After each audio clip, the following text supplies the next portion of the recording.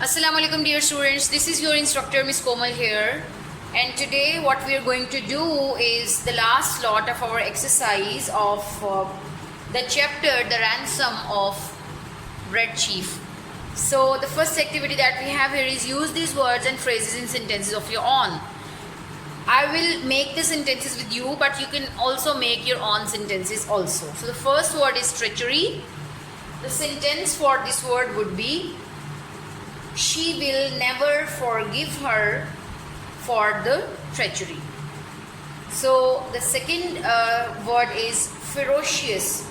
The sentence would be, the competition among the students was ferocious. The next word is proposition. So the sentence would be, the bank rejected the propositions of the delegation. The next word is surreptitiously.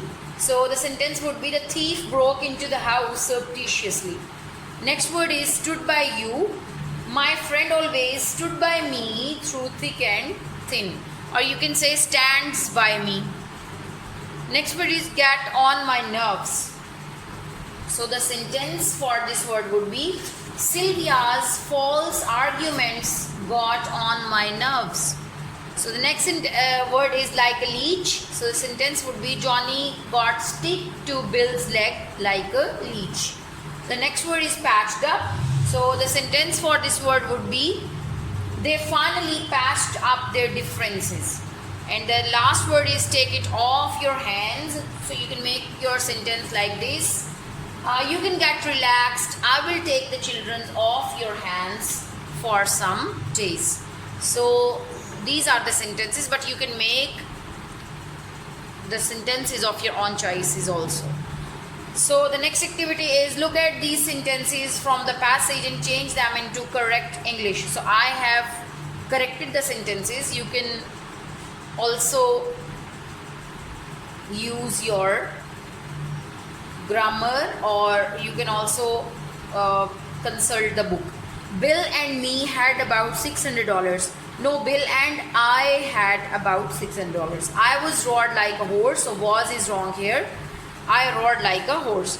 Ain't it awful, Sam? So ain't is not a correct, but isn't is the correct helping verb. Sand ain't edible. Ain't is also false here. We will write the helping verb of is not. Sand isn't or is not edible. So the next activity is, find two or more meanings for each of the following words. Use your dictionary. So I have written one meaning for each of the word, and you can add second meaning by using your dictionary.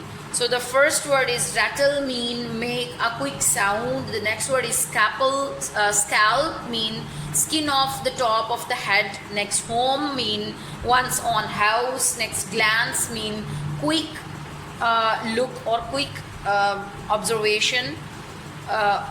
So the next word is figure, mean imagine. Prominent, mean distinguish. Store, mean kept ready for. Curse mean cause of misfortune. Noise mean din, and then moment mean just now. So the next activity that we have here is learning about word. So we have the topic of subject and predicate that we have also done in grammar. So what is subject and what is predicate? The part of the sentence that contains the thing or person we are talking about is called the subject. What is said about the subject is called the predicate, like Johnny is the subject and played with his toys is predicate. So you can say that predicate includes a verb and object also. So there are tips for you. You can see here the subject of the sentence does not always come before the predicate. Like you can see here, hey, says Bill. Now subject is at the end of the sentence. Sometimes the subject of the sentence is left out. Like in imperative sentences, there is no subject, but subject is understood. Like now go. In this sentence, the subject is understood, so it is not written. The subject is you. To show the full subject and predicate, we have to write you now go, or you go now.